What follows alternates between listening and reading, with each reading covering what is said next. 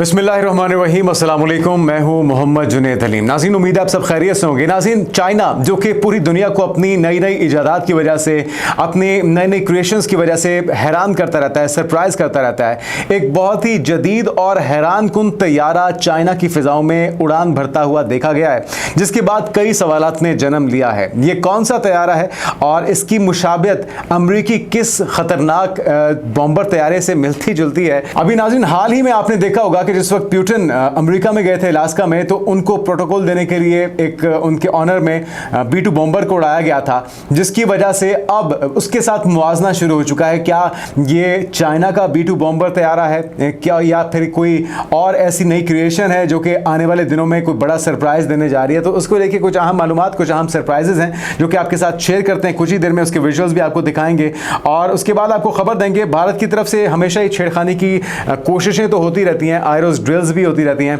अब उन्होंने ड्रोन्स के ज़रिए कुछ नई मशकें की हैं। वो ड्रोन्स किन खुसूसियात के हामिल थे और क्या करना चाह रहा है भारत, ये आपको बताएंगे। लेकिन इसके बावजूद, इन तमाम कोशिशों, इन तमाम छेड़खानी और शरारतों के बावजूद, जो उनकी शिकस्त का दाग है वो धुलने का नाम नहीं ले रहा। एक बड़े पैमाने पर उखाड़ पिछाड़ हुई है और अपने अस्करी जो क़यादत है उसको उदल पुदल किया गया है। क्या तब्दीलियाँ हुई हैं उनकी अस्करी कमान के अंदर, फौजी कमान के अंदर, ये कुछ अहम मालूमात हैं जो कि आपके साथ शेयर करने जा रहे हैं। और उसके बाद खबर ये भी है कि इसराइल से जंग के बाद ईरान के अंदर भी तैयारियां जारी हैं। उनके सदर की तरफ से इस खदशे का इजहार पहले ही किया जा चुका है कि किसी भी वक्त वो सीज़ फायर जो कि ईरान और इसराइल के दरमियान हुआ था वो भी दोबारा शुरू हो सकता है। लगभग अगर कंपैरिजन किया जाए ना नाज़रीन, तो दोनों नज़रियाती कज़न, जिसमें एक तरफ तो नेतन्याहू हैं, दूसरी तरफ नरेंद्र मोदी हैं। एक तरफ नेतन्याहू छेड़छाड़ कर रहा है मुसलसल ईरान के साथ और दूसरी तरफ मोदी पाकिस्तान के साथ,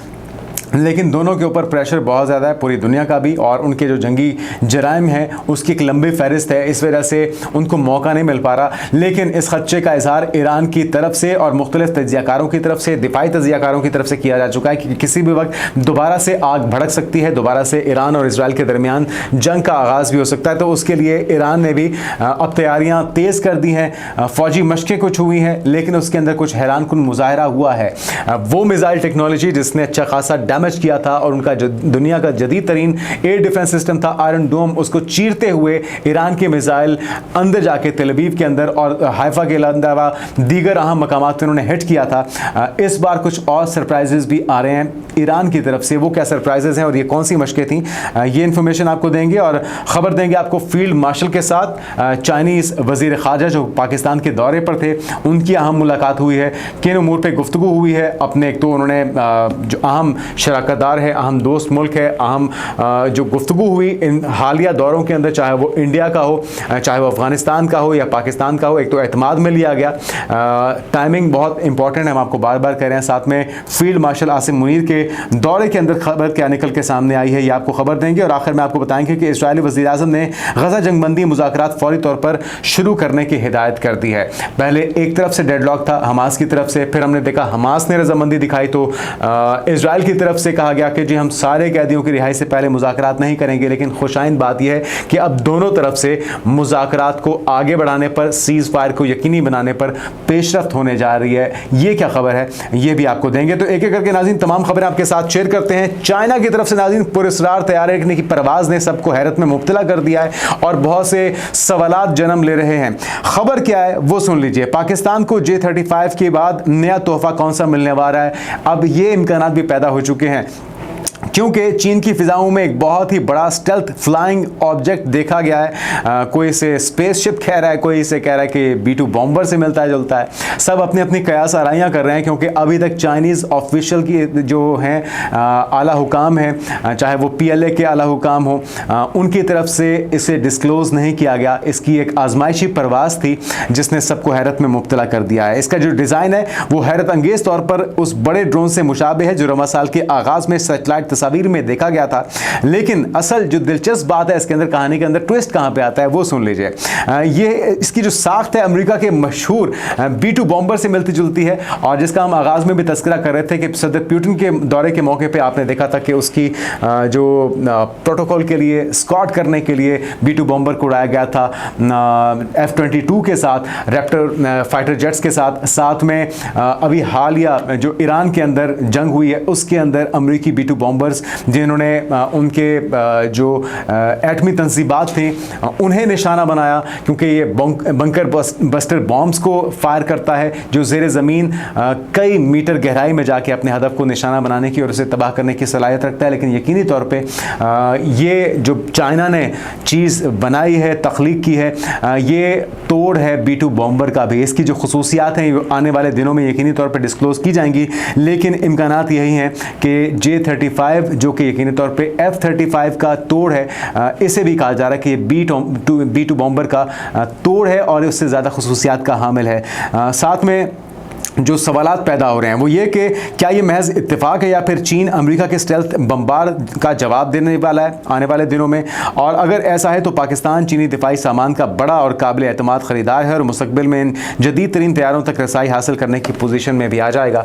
तो उम्मीद करते हैं कि ये सरप्राइज़ जल्द ही डिस्क्लोज़ हो और इसकी तफसीलात सामने आएँ और वो यकीनी तौर पर हम आप तक पहुँचाएँगे। लेकिन अगली खबर क्या है वो सुन लीजिए। वो भारत की छेड़खानी है। ड्रोन्स का इस्तेमाल यकीनी तौर पे मौजूदा और आने वाली जंगों के अंदर बहुत अहमियत का हामिल है। पाकिस्तान की जो टेक्नोलॉजी है ड्रोन की वो दुनिया की जदीद तरीन टेक्नोलॉजी है। पाकिस्तान के साथ चाइना का इश्तराक, पाकिस्तान के साथ टर्की का इश्तराक, टर्की इस वक्त लीड कर रहा है ड्रोन्स के मैदान के अंदर, और दुनिया के अंदर यकीनी तौर पर एक नई जिद्दत या इनकलाब अगर वो ड्रोन के टेक्नोलॉजी में लेकर आए कहा जाए तो गलत नहीं होगा। और ख़बर ये रिपोर्ट हो रही है कि भारतीय फ़ौज की मशक़ी कमांड ने हाल ही में 18 अगस्त को अगरतला में ड्रोन प्रहार दोम फौजी मशक़ का इनेकाद किया। इसका नाम ड्रोन प्रहार था और साथ में जदीद ड्रोन टेक्नोलॉजी के इंजमाम और मुखालिफ हदफ को मौसर अंदाज में निशाना बनाने का इसमें मुजाहरा भी किया गया है। साथ में ड्रोन प्रहार दोम मशक़ का मकसद भारतीय फौजी फॉर्मेशंस के दरमियान हम आहंगी और हरबी तैयारी को फ़रोग देना था। असल में वो इतने बौखलाए हुए हैं, पिछले बार के जो झटके लगे हैं उन्हें, हर एक चाल उल्टी पड़ती रही है, तो इस बार वो कह रहे हैं कि हमें किसी तरीके से उस शर्मिंदगी से निकलना है। और हावी होना तो दूर की बात है, लेकिन किसी तरीके से अगर वो शर्मिंदगी के दाग को धोबाएं तो मेरे ख्याल में बहुत बड़ा रिलीफ होगा मोदी सरकार के लिए। रिपोर्ट के मुताबिक कहा जा रहा है कि फौजी मशकों में जदीद टेक्नोलॉजी और जंगी ड्रिल्स का मुजाहरा भी किया गया। भारतीय फौज ने ड्रोन्स के जरिए इंटेलिजेंस, निगरानी और मालूमात इकट्ठी करने की सलाहियतों का मुजाहरा भी किया है। और माहिरीन को खदशा ये है कि भारत की ड्रोन पॉलिसी मुस्तकबिल में खित्ते में बदअमनी और LOC पर दहशतगर्दी का पेश खैमा साबित हो सकती है, क्योंकि छेड़खानी उनकी पुरानी आदत है। अभी कुछ दिन पहले ही पाकिस्तान में मनावा के कुमाह के इलाके के अंदर आपने देखा था कि एक जो भारतीय क्वाडकॉप्टर था, एक ड्रोन था, उसे मार गिराया गया था, जासूसी की नीयत से उसे भेजा गया था, स्पाइंग ड्रोन था वो। लेकिन ये जो अब जदीदियत लेकर आ रहे हैं अपनी ड्रोन टेक्नोलॉजी के अंदर, चाहे वो बॉर्डर एरियाज़ हो, LOC हो, कश्मीर का इलाका हो या फिर दीगर जो बॉर्डर एरियाज़ हैं वहाँ पे छेड़खानी तवक्को की जा सकती है कि आने वाले दिनों में बढ़ सकती है। तो पाकिस्तान को इसके लिए पेशगी मौसर इकदाम करने होंगे। अगली खबर सुन लीजिए जी। ऑपरेशन सिंदूर का जो गम है वो मिटने का नाम नहीं ले रहा। मोदी सरकार दिफाई हिकमत अमली के नाम पर जदीद हथियारों की खरीदारी में मसरूफ तो है ही, बिलियन ऑफ डॉलर्स की एग्रीमेंट हो रहे हैं, हथियार पे हथियार ख़रीद रहे हैं, तैयारों पे तैयारे ख़रीद रहे हैं, अपने समुद्री इस्तिताद को बढ़ाने की कोशिश कर रहे हैं। अग्नि 5 का तजुर्बा कर डाला, हमने आपको गुज़श्ता रोज़ बताया था, जिस पे वो कहते हैं कि जी एक तरफ तो चाइना से मुज़ाकरात हो रहे हैं, दूसरी तरफ उनको धमका भी रहे हैं कि जी हम आपको हिट कर सकते हैं किसी भी कोने में। साथ में क्या हो रहा है जी, भारतीय हुकूमत ने जदीद airborne early warning and control जो एवेक तैयारे हैं इन्हें ख़रीदने का फ़ैसला किया है। बीजेपी सरकार ने 321 प्लेटफॉर्म पर मबनी 6 तैयारों की खरीदारी का फैसला कर लिया है। साथ में रिपोर्ट के मुताबिक 6 एवेक तैयारों के मंसूबे में एयर इंडिया से खरीदे गए 321 तैयारों पर रेडार नस्ब होंगे और 19,000 करोड़ रुपए की लागत से तैयार किए जाने वाले तमाम 6 तैयारे 2033 से 34 तक इन्हें फराहम कर दिए जाएंगे। साथ में 300 डिग्री तक रेडार कवरेज फराहम करने के लिए स्पेन में नए तैयारों में बेहतरी की जाएगी। और इसके अलावा खबर यह भी है कि तैयारों पर बड़े पैमाने पर तब्दीलियों की ज़रूरत के पेश नज़र मंसूबे की जो लागत है वो 7,000 करोड़ तक पहुंच जाएगी। तो भारत फाइटर जेट्स की तरह एवेक तैयारों के मैदान में भी मैदान मारने के लिए पाकिस्तान से बहुत पीछे है। अभी तक जो कोशिशें हैं वो पूरी हो नहीं रही, जिसका सबूत इसके हालिया जारियत के दौरान बड़ी अच्छी तरह से मिल चुका है। पाकिस्तान ने अपने जेट-10C के जरिए जिस तरह से राफेल को गिराया था, आप ये शौक भी पूरा करके देख लीजिए, इससे भी कोई खास फर्क पड़ने वाला नहीं है, क्योंकि नौसिखिए पायलट्स ने आपको शर्मिंदा ही करवाना है। तो नाज़रीन, अब ये जो एयरफोर्स के अंदर बड़े पैमाने पर तब्दीलियां हैं, बुनियादी तौर पर इसका मकसद यही है कि किसी तरीके से ऑपरेशन सिंदूर के गम को या नाकामी के उस दाग को धोया जा सके, कि किसी तरीके से हम उस सदमे से बाहर आ सकें, लेकिन इसके इम्कानात ग्राउंड पे बहुत कम दिखाई दे रहे हैं। बहरहाल ये अब इन्वेस्टमेंट करने जा रहे हैं, देखते हैं तैयारों के आने के बाद क्या कुछ बदलता है इंडिया के अंदर। अच्छा, अगली खबर नाज़रीन ये है कि ईरान ने की है मशकें, और बहुत ही जदीद मशकें थी। ईरानी सरकारी मीडिया क्या रिपोर्ट कर रहा है वो सुन लीजिए। ईरानी सरकारी मीडिया के मुताबिक गुज़श्ता रोज़ पहली फौजी मशकों का आगाज़ हुआ। इस दौरान ईरानी बहरिया ने बहरे हिंद में अहदाफ पर मिसाइलों और ड्रोन्स को दागा है, और दूसरी जानब ज़ेर ज़मीन मिसाइल शहरों में भी मशक की गई है, और हैरान कुन फुटेजेस सामने आई हैं। हैरान कुन हम क्यों कह रहे हैं वो भी सुन लीजिए। दावा यह किया जा रहा है कि जी ईरान ने वो सलाहियत जाहिर कर दी है जो कोई और मुल्क अब तक हासिल नहीं कर सका। मिसाइल के अंदर बहुत ही एडवांस जा चुका है ईरान ने पहली बार छुपे हुए ज़ेर ज़मीन साइलोस से बराह रास्त मिसाइल फायर किए, जिनमें ना लॉन्च पैड की ज़रूरत है और ना ही इजाफी आलात, यानी कि लॉन्च पैड जो ज़मीन के ऊपर होता है अमूमी तौर पर, ये ज़ेर ज़मीन लगाए गए हैं, नज़र नहीं आ रहा, उसे दुश्मन हिट नहीं कर सकता किसी तैयारे की मदद से, किसी मिसाइल की मदद से, और ना नज़र आने वाले लॉन्च पैड की मदद से उन्होंने अपने फायर मिसाइल किए हैं, और इन मिसाइलों का जो सही टारगेट था उसको पूरी तरह से इन्होंने बर वक्त अचीव किया है। अच्छा नाज़रीन, ये जो ज़ेर ज़मीन मिसाइल सिटीज़ हैं ईरान की, दुश्मन के लिए एक डरावनी हकीकत में तब्दील हो चुके हैं, और साथ में ये ज़मीन के नीचे दफन एक ऐसी जंगी मशीन है जो कि हर वक्त लड़ाई के लिए तैयार है, और ये दुश्मन की आंख से छुपी हुई है, तो इसे निशाना बनाना दुश्मन के लिए तो नामुमकिनात में से है। तो ये एक नई टेक्नोलॉजी इंट्रोड्यूस करवाई है ईरान ने, और उसका अमली मुजाहरा भी कर दिया है। अब ये इजराइल के लिए एक और परेशानी बन चुकी है, क्योंकि पहले ही बहुत बड़ा नुकसान पहुंचाया था ईरान ने अपने मिसाइल्स के जरिए। अब जबकि वो ज़ेर ज़मीन एक पूरा शहर आबाद कर चुके हैं, उसके बाद जो तबाही है उसका अंदाज़ा लगा सकते हैं कि इजराइल में आने वाले दिनों में कितनी होने जा रही है।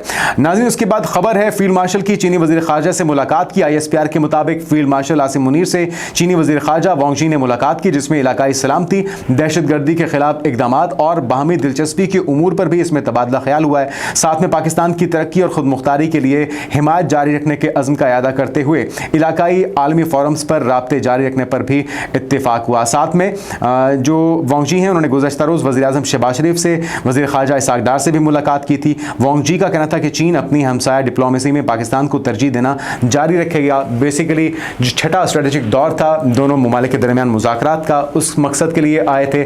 साथ में अफ़गानिस्तान तक वन बेल्ट वन रूट का जो इनिशिएटिव है उसको आगे बढ़ाया जाएगा। CPEC का अगला फेज़ अब आगे बढ़ने जा रहा है, उसके ऊपर तेज़ी से काम को आगे बढ़ाना है, इसके लिए भी मुज़ाकरात हुए हैं, और इसके लिए दोनों ममालिक की तरफ से मुश्तरका हिकमत अमली जो है वो तरतीब दी गई है। और इसके अलावा जिस तरह मैं आपको बताया कि भारत में उनकी क्या मसरूफियात रहीं, क्या एग्रीमेंट्स हुए, किन वजूहात की बिना पे हुए, क्योंकि आपको पता है भारत मुनाफ़क़त से तो बाज नहीं आता, लेकिन बहरहाल उसको किस तरह से आपने साथ लेके चलना है, क्योंकि छेड़खानी से तो वो बाज नहीं आएंगे, लेकिन बहरहाल वक्ती तौर पर इस वक्त हम देख रहे हैं कि एक जिसको कहते हैं ना कि कूल डाउन हुई हुई है, दोनों तरफ से लचक का मुजाहरा किया जा रहा है, चाइना की तरफ से भी और इंडिया की तरफ से भी। क्यों? क्योंकि अमेरिका की तरफ से उन्हें कोरा जवाब मिल चुका है, और रेड लाइट वहाँ से ऑन है मुसलसल ट्रंप की तरफ से, और मुसलसल ट्रॉल भी किया जा रहा है। तो अब उनको और तो कोई रास्ता समझ नहीं आ रहा, फाइनली उन्होंने ये सोचा है किस तरीके से चाइना को कायल किया जाए ट्रेड की सूरत में, फ़्लाइट ऑपरेशन बहाल करने की सूरत में, और इसके अलावा नरमी की जा रही है,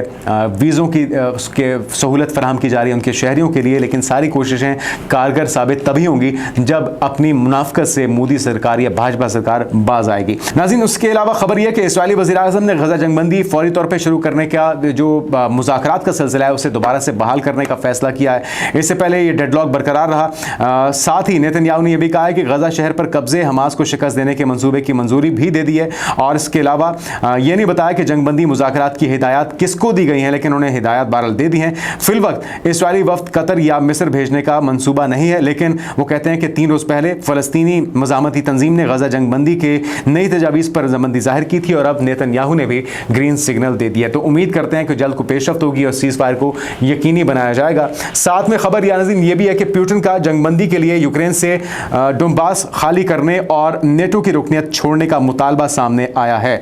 तो अब ये एक अहम मुतालबा है। नेटो जो कि कंधे से कंधा मिला के खड़े हुए हैं यूक्रेन के साथ, और हमने देखा हालिया मुलाकात के अंदर ट्रंप के साथ जो मुलाकात हुई है उसके अंदर भी 5 अहम ममालिक नेटो के मगरबी दुनिया के वो मौजूद थे।